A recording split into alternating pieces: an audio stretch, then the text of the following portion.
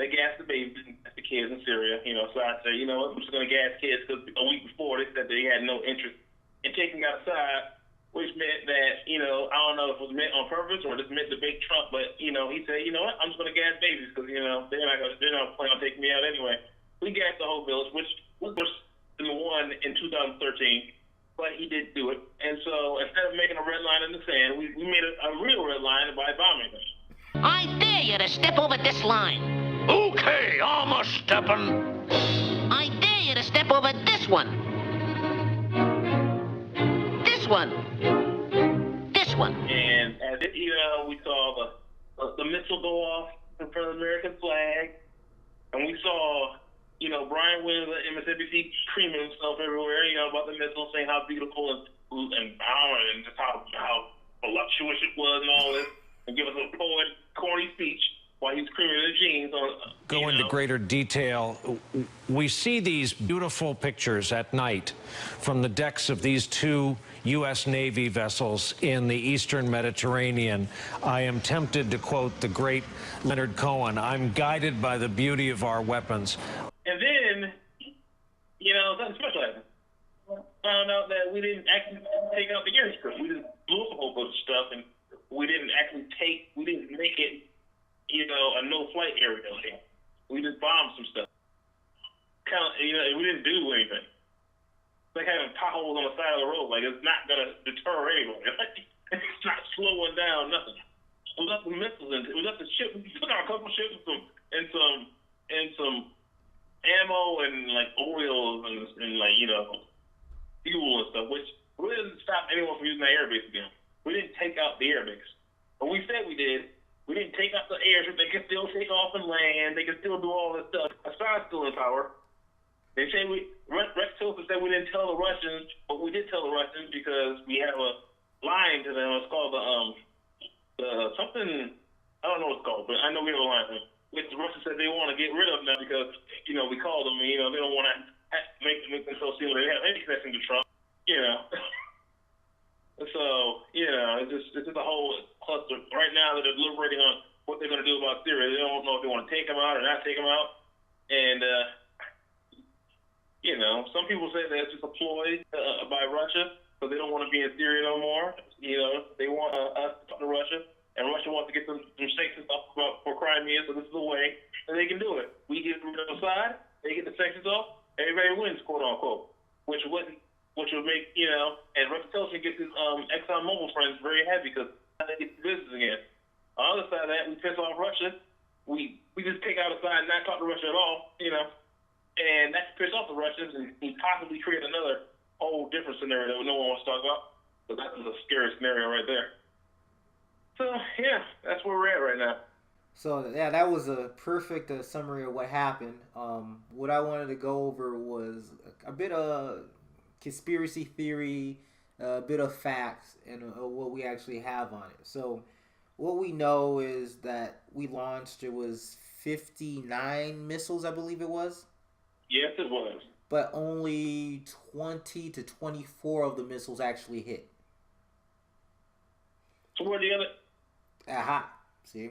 And we're not no rinky-dink country that doesn't, know what we're doing. So I don't believe the attack was really supposed to do anything. As you can see, it didn't really do anything in the first place.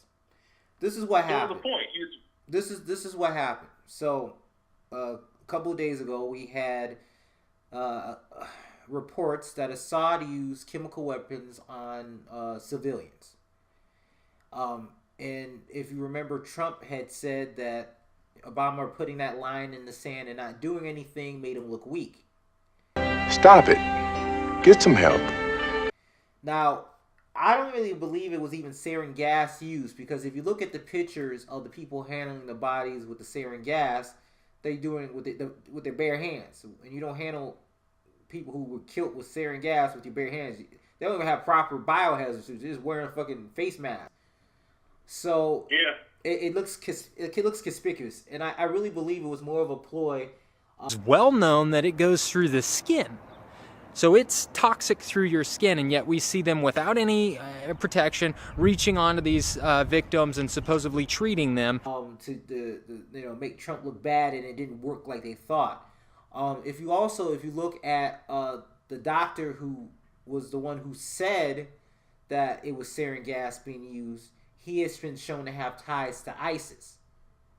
So the guy who's working for the UN, the UN, and it was one of the main doctors that said sarin gas was being used, has ties to ISIS, which also hurts his credibility.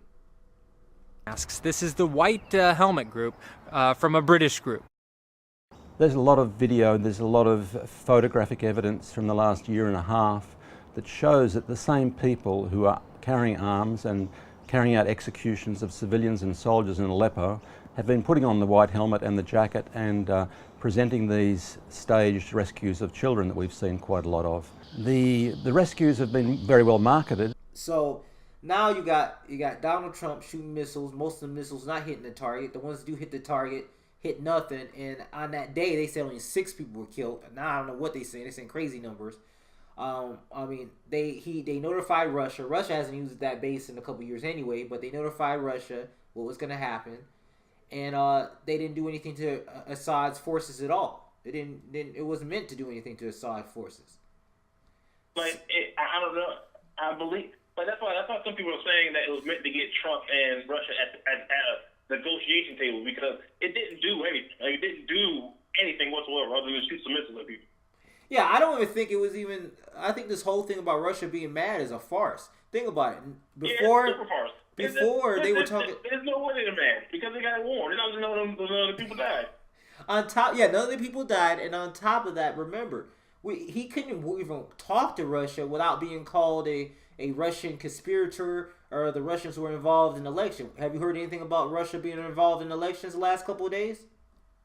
Nope. See?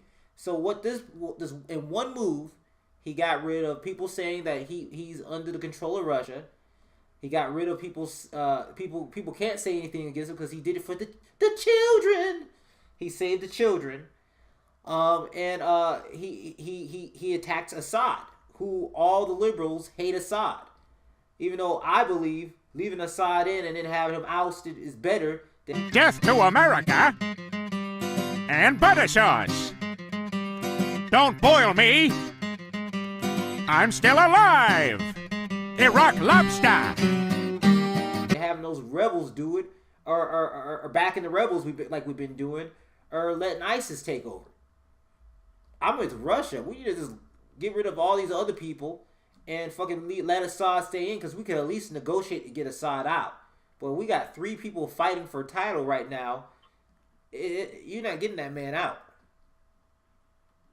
Only people who want Assad out that badly are liberals. This one.